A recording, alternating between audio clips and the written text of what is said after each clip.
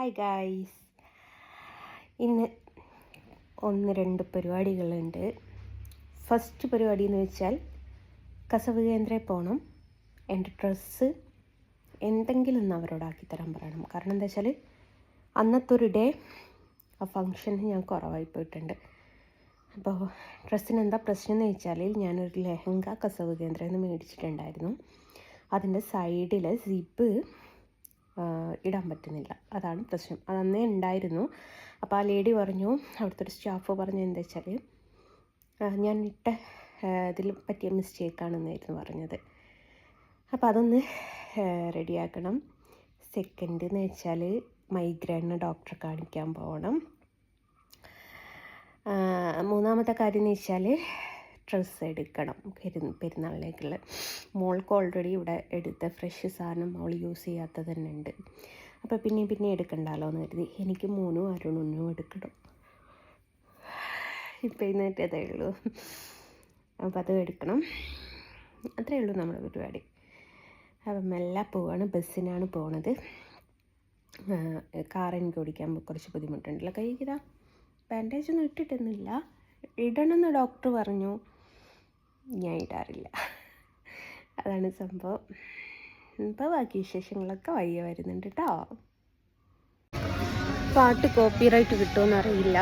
ഞാൻ പറഞ്ഞല്ലോ, ഹൗസ് വാമിങ്ങിൻ്റെ അന്ന് എൻ്റെ ഡ്രസ്സിന് സിബ് ഇടാൻ പറ്റിയിട്ടുണ്ടായിരുന്നു.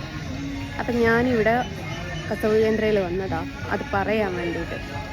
ഇവിടുത്തെ ഫ്ലോർ മാനേജറാന്ന് പറഞ്ഞിട്ടുള്ള ഒരാൾ ആരാണ് എനിക്ക് അടുത്ത് തന്ന സ്റ്റാഫ് എന്ന് ചോദിച്ചു. സിബ് ഇടാൻ നോക്കിയ സ്റ്റാഫ്. ഞാൻ പറഞ്ഞ ഒരു മെലിഞ്ഞൊരു മുസ്ലിം കുട്ടിയാണ്, എനിക്ക് അത്രേ അറിയുള്ളൂ.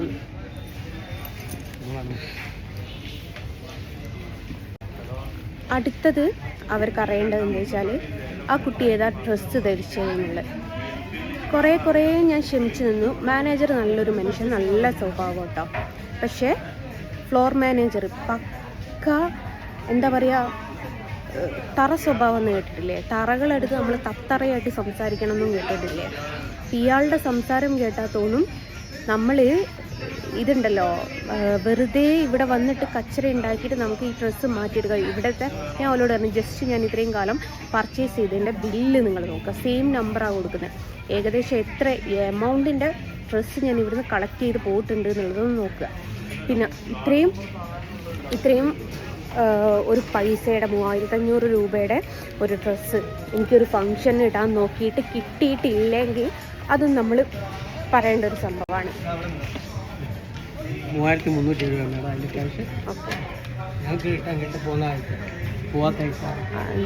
രൂപ അപ്പം എന്നിട്ട് ശരി കേട്ടോ. അപ്പം അങ്ങനെ നമ്മളെന്തോ ഇറക്കാൻ വന്നതിൻ്റെ മാതിരിയാണ് കസവ് കേന്ദ്രക്കാർ പെരുമാറിയത്. ഇപ്പം ദാ എമൗണ്ട് എനിക്ക് തിരിച്ചു തന്നിട്ടുണ്ട് കേട്ടോ. ഞാൻ പറഞ്ഞല്ലോ, മാനേജർ എന്ന് പറയുന്നത് പക്ക ഒരു നല്ലൊരു മനുഷ്യന്, ഒരു കുഴപ്പമില്ല, ഒരു നല്ല രീതിയിലുള്ള മനുഷ്യന്.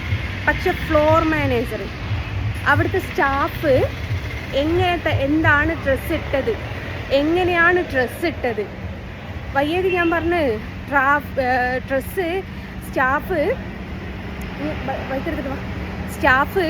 ഇന്നറാണോ ഇട്ടത്, ബ്രേ ആണോ ഷഡ്ജമാണോ ഇട്ടതെന്ന് നോക്കാൻ എനിക്ക് നേരം കിട്ടിയിട്ടില്ല. അപ്പോൾ നിങ്ങൾ എന്താ വെച്ചാൽ അതിന് ചെയ്ത് ഞാൻ കുറച്ച് ഒച്ചത്തിൽ തന്നെ സംസാരിച്ചു. കാരണം അങ്ങനെ ചെയ്യാൻ പാടില്ല. നമ്മളെന്തോ ഇരക്കാൻ ചെന്നതിൻ്റെ അവസ്ഥയിലാണ് ഇവർ പെരുമാറിയത്. അപ്പം ഞാൻ ആ ഒരു ദിവസം അവിടെ നാണം കെട്ടതിൽ അവർക്ക് വിഷയമല്ല. അവരൊരു സിബ് വെച്ച് തരാം, അദ്ദേഹത്തിന് ഒരച്ഛനെ കെട്ടിക്കാൻ വേണ്ടിയിട്ടോ.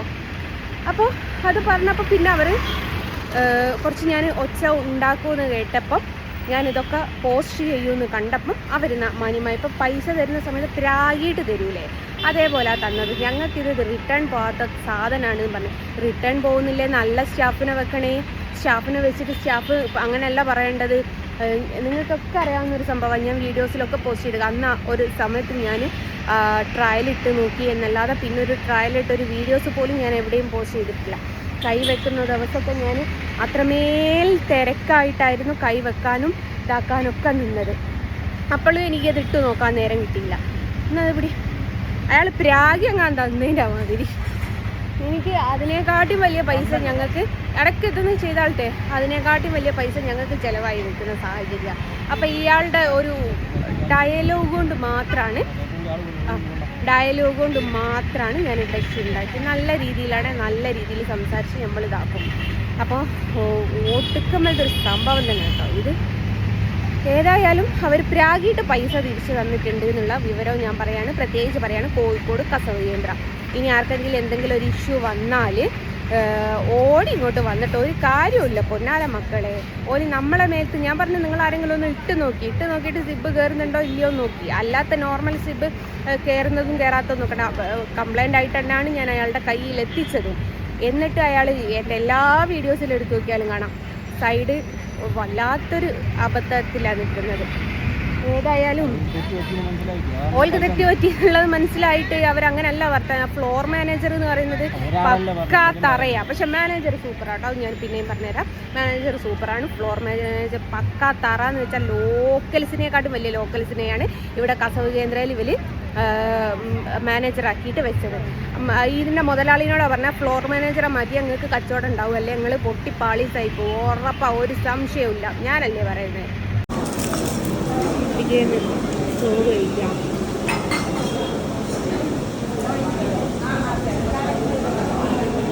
കല്ലുമ്മക്കായി എന്ത് എന്ത് കല്ലുമ്മക്കായി എന്ത് വരെയും കല്ലുമ്മക്കായി വരെ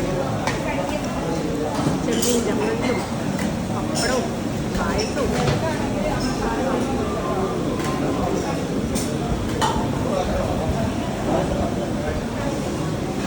പായസം അടിപൊളിയായിട്ടുണ്ട്.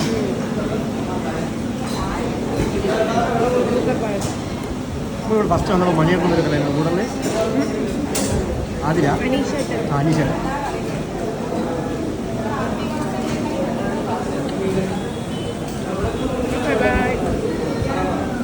നീലക്കുയിലേ ചൊല്ലു മാരിക്കുയിലേ ചൊല്ലു നീ എന്റെ മാമനെ കണ്ടോ. മാമനെ കണ്ടോന്നോ? മാമനെ കണ്ടോന്നല്ലേ ചോദിക്കും. നീലക്കുയിലെ മാമനെ നോക്കിപ്പോയോ? അല്ല, മാമ എവിടെ പോയി കിടക്കും? മാമ ഊട്ടി പോയി കിടക്കുന്നു.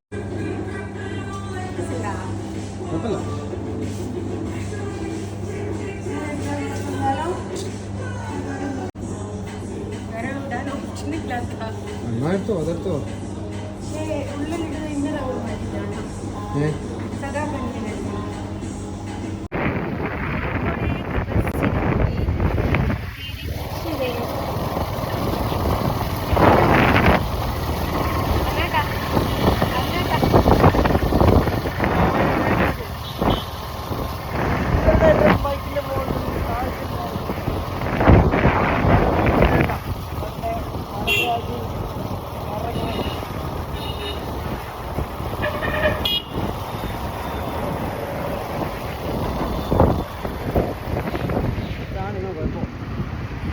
അരുണേട്ടൻ പറഞ്ഞപ്പാണ് നിങ്ങളെടുത്തൊരു കാര്യം പറയണമെന്ന് വിചാരിച്ചത്.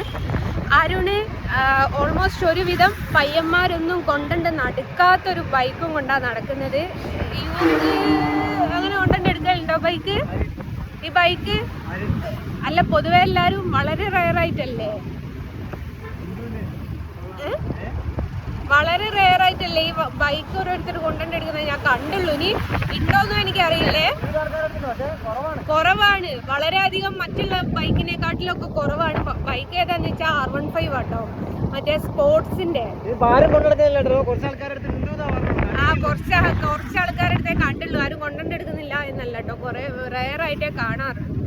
അപ്പൊ അരുണ് വണ്ടിയും കൊണ്ട് എല്ലാരും കാണുമ്പോ പറയും അരുണിനോടൊന്നും പതിയെ പോകണം, ബസ്സായി കാറായി ടൂ വീലറായി ഒരു ജാതി പോകാം. അതെന്തുകൊണ്ടാന്ന് വെച്ചാല് ആ സത്യാവസ്ഥ ഞാൻ നിങ്ങളടുത്ത് ഇതുവരെ പറയാൻ പറ്റുമ്പോഴേക്ക് അരുണിപ്പം ഓർമ്മിപ്പിച്ചതാണ് പറയണമെന്ന് തോന്നിയത്. അരുണിന്റെ മാമൻ എന്ന് വെച്ചാൽ 90s അരുണിന്റെ മാമനായിരുന്നു ഈ മരണക്കിണറിൽ ബൈക്ക് ഓടിച്ചു പോകുന്ന ആ കാലത്ത്. മരണക്കിണർ അല്ലെ സർക്കസ് എന്ന് പറയുന്ന ഒരു സംഭവം പുറം ലോകത്തേക്ക് അറിയപ്പെട്ട് അന്നിപ്പോ അല്ലല്ലേ, കുറെ കാലം അമ്മച്ചനും അങ്ങനെയല്ലേ, പണ്ട് കിണർ കുഴിച്ചിട്ട് അതിൽ മരണക്കിണർ ബൈക്ക് ഓടിക്കുന്നത് ഫസ്റ്റ് തുടങ്ങിയത് മാമനാട്ടോ. അരുണിന്റെ മാമനാണ് ഫസ്റ്റ് ബൈക്ക് മരണക്കിണറിൽ ഓടിച്ചു തുടങ്ങിയത്. അതേപോലെ അരുണിന്റെ അമ്മച്ചൻ ഈ പറഞ്ഞതുപോലെ സർക്കസിലായിരുന്നു. അപ്പം ഓൾമോസ്റ്റ് ഇവരൊക്കെ വണ്ടി കൊണ്ട് ഭയമില്ലാതെ കളിക്കുന്ന ആൾക്കാരാണ്. അതാണ് ഇവനൊക്കെ ഇത്ര എന്താ പറയുക കുസൃതി വണ്ടി ഓടിക്കുന്ന സമയത്ത്. അപ്പോൾ മാമനെ കാണണം, ഭയങ്കര ഭംഗിയാട്ടോ. ഇവനെ പോലെ ഒന്നല്ല, ഓൾമോസ്റ്റ് ഇവൻ മാമനെ പോലെയാണെന്ന് എല്ലാവരും പറയല്. അത്രമേൽ ഭംഗിയുള്ള ഒരാളാണ്. ഇപ്പം എങ്ങും പോകാറില്ല കേട്ടോ. 2 മക്കളും മിലിറ്ററിയാണ്. എന്നതിന് ശേഷം മാമൻ അങ്ങനെ മരണക്കിണർ ഓടിക്കാനൊന്നും പോയില്ല. പക്ഷെ ആ ഒരു ജോലി മുമ്പോട്ട് കൊണ്ടുപോയിട്ട് പിന്നെ ഒരു കാര്യം, ആദ്യം മാമനാണ് മരണക്കിണർ കൊണ്ടുവന്ന് യസ്മോള് പറഞ്ഞത്. മരണക്കിണറിൽ ബൈക്ക് ഓടിച്ച് പറഞ്ഞാൽ അത് ശരിയാണോന്ന് എനിക്ക് അറിഞ്ഞോ. മാമൻ ഓടിച്ചിട്ടുണ്ട്. പക്ഷെ മാമനാ കൊണ്ടുവന്നത്. ഏറ്റവും മുകളിൽ താഴോട്ട് ബൈക്ക് ചാടിക്കാം. അതായത് നിങ്ങളൊക്കെ കണ്ടിട്ടുണ്ടാവും, പണ്ട് മരണക്കിണറിൽ മുകളിൽ താഴോട്ട് നിങ്ങൾ ഊരി വന്നിട്ട് റൗണ്ട് അടിക്കുന്നത്. അത് മാമനാ കൊണ്ടുപോകുന്നത്. അത് സർക്കസിൽ ഞാൻ പോയ സമയത്ത് ആടുള്ള ആൾക്കാരൊക്കെ പറഞ്ഞത് മാമ ആ ഇറങ്ങിയതിനു ശേഷം അത് ആരും ഉപയോഗിക്കലില്ല കേട്ടോ. അതും പറഞ്ഞ അത് മാമനാണ്. മറ്റേത് മേ ബി നാട്ടിൽ കൂടെയൊക്കെ മാമൻ തന്നെ ഉള്ളൂ വന്ന് മരണക്കിണർ ഓടിച്ചത്. എനിക്ക് ഭയങ്കര ആഗ്രഹം ഉണ്ടായി എന്നെ വിടായിട്ടാ.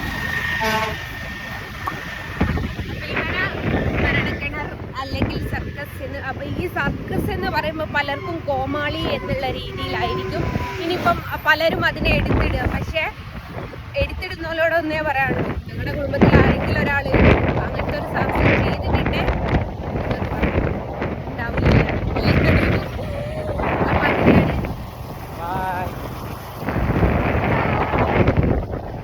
നീലക്കുയിലേ ചൊല്ലു, മാരിക്കിളിയേ ചൊല്ലു, നീ എന്റെ മ്യാമനെ കണ്ടോ.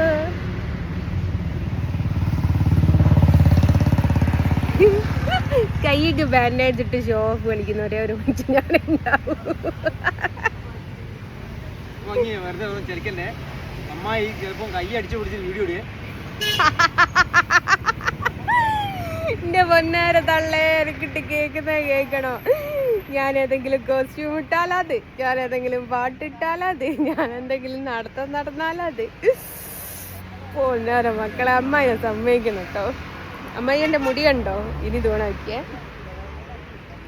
ഞാൻ ഇപ്പം എവിടെ പോയതായിന്ന് വെച്ചാൽ നമ്മുടെ കസവ് കേന്ദ്രത്തിൽ പോയി അടികൂടി റിട്ടേൺ പൈസ വാങ്ങിയിട്ടുണ്ട്.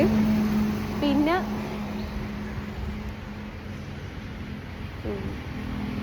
തലവേദനക്ക് മൈഗ്രെയിന് കാണിച്ചു.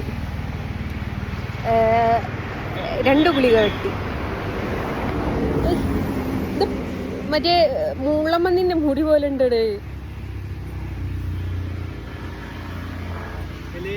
നമ്പർ കൊടുക്കുന്ന പണി മെസ്സേജ് സ്റ്റുഡിയോത്തെ മെസ്സേജ് മറ്റേ ഗൈസ്, ഞാൻ എന്താ ചെയ്യാന്നറിയോ? എന്നോട് കോണ്ടാക്ട് നമ്പർ ചോദിക്കും 9207807416. ഇനി അമ്മായി എടുത്ത് മെസ്സേജ് ചെയ്താൽ ഇനി ഓളെ കൂടെ ഒളിച്ചോടിയാൽ ഞാൻ അറിയൂല കേട്ടോ. പിന്നെ ഏറ്റവും വലിയ രസം എന്താ വെച്ചാൽ എനിക്ക് ഈ നമ്പർ മലയാളത്തിൽ പറയാൻ അറിയില്ല എന്നുള്ള. എൻ്റെ ജീവിതത്തിൽ ആദ്യമായിട്ടാണ് എൻ്റെ പപ്പയുടെ നമ്പറും മമ്മയുടെ നമ്പറും ഒഴികെ പുറമെന്ന് ഒരാളുടെ നമ്പർ ഞാൻ പഠിക്കുന്നത്. എനിക്ക് എൻ്റെ സ്വന്തം നമ്പർ തന്നെ ഇവൻ പഠിപ്പിച്ചെടുത്താട്ടോ. ഉമ്മാൻ്റെത് എനിക്ക് പണ്ടത്തെ നമ്പർ അറിയാം, വാപ്പിൻ്റെ ഇപ്പോഴത്തെ നമ്പറും അറിയാം. പക്ഷെ ഞാൻ എവിടെ പോകുമ്പം ഞാൻ ജീവിതത്തിൽ കടപ്പാടുണ്ടെങ്കിൽ ആകെ ഈ കടപ്പടിയും ഉരുപ്പടിയുള്ള ആ ഒരു ഉരുപ്പടിനോട് മാത്രം. മറ്റേ ഇതിൽ പറയും പോലെ കയ്യിലൊരു കുറിപ്പടിയും ആയിട്ടുള്ള ഉരുപ്പടി ഉണ്ടല്ലോ, ഇവനോട് മാത്രമേ ആകെ എനിക്കൊരു കടപ്പാടുള്ളൂ. എവിടെ പോയാലും എനിക്ക് ധൈര്യം എന്താണെന്നറിയോ? അവൻ്റെ നമ്പർ എനിക്കറിയാം എന്നുള്ളത് അതിൻ്റെ ഏറ്റവും വലിയ ധൈര്യം. കേൾക്കണോ ഗൈസ്? ഞാനിന്ന് ബസ്സിലാണ് പോയത് കോഴിക്കോട്. ഞാൻ പൊതുവേ പറഞ്ഞല്ലോ, ഞാൻ ഇവൻ്റെ കൂടെ ബസ്സിൽ കയറി വെച്ചാൽ ഞാൻ കയറി എവിടെയെങ്കിലും പിടിക്കോളും. ഇവൻ എത്ര ലേറ്റായിട്ട് ഓടുന്ന വണ്ടിയാണെങ്കിലും ഇവൻ അവിടെ നിർത്തിയിടും. ഞാൻ പിടിച്ചു എന്ന് ഉറപ്പ് വരുത്തിയാൽ മാത്രമേ ഇവൻ വണ്ടി എടുക്കുള്ളൂ. അതേപോലെ ഞാൻ ഇറങ്ങി സേഫായി ഇറങ്ങി എന്ന് കണ്ടാൽ മാത്രമേ ഇവൻ വണ്ടി എടുക്കുള്ളൂ. മറ്റുള്ളവരൊന്നും ഞാൻ അങ്ങനെ കണ്ടിട്ടില്ല കേട്ടോ. ഞാനിന്ന് എസ്റ്റിം ബസ്സിലാണ് പോകുന്നത്. ഇവനപ്പോഴേക്കും വിളിച്ചു പറഞ്ഞ് സീറ്റ് റെഡിയാക്കി കൊടുക്കണം. പക്ഷേ ആ ചേട്ടൻ എന്നെ കണ്ടപ്പോഴേക്കും മറ്റുള്ളവരോട് പറഞ്ഞ് അവൾക്ക് കൈ സുഖമില്ലാത്ത അവൾ ആദ്യം കയറട്ടെ എന്ന് പറഞ്ഞു. അങ്ങനെ ഞാൻ ആദ്യം കയറി. ഇതൊക്കെ ഇപ്പോഴാണ് ലസിത പറഞ്ഞത് കാര്യമായത്. ബസ് കയറിയിട്ട് പിന്നെ ഇത് എന്ത് സെലിബ്രിറ്റിയാണ് സീറ്റ് തരണം എന്ന് പറഞ്ഞത്. ഇപ്പോഴാ റെഡി ആയത്. അപ്പം എസ്സിയും ബസ്സിലാണ്. അപ്പം അച്ഛൻ എന്നോട് അവരോട് പറഞ്ഞ് കൈ സുഖമില്ലാത്തോളം ആദ്യം കയറട്ടെ. അങ്ങനെ വേഗം ബസ്സിൽ സീറ്റ് കിട്ടി, പൈസ മേടിച്ചിട്ടില്ല. അങ്ങനത്തെ കേട്ടോ ഞാൻ കയറുന്നൊന്ന് കാണിച്ചു കൊടുക്കട്ടെ. ഞാൻ എൻ്റെ ലൈഫിൽ ആദ്യമായിട്ട് അവസാനമായിട്ടൊന്നും പറയാൻ പറ്റില്ല, ഇത്രയും കംഫർട്ടോടുകൂടെ ഞാൻ വണ്ടിമ കയറലില്ല. ഇതുമ്മൽ ഏണി അങ്ങാൻ വെച്ചിട്ട് കയറണം ഗൈസ്. പോട്ടെ, ബൈ ബൈ ബൈ ട്ടോ.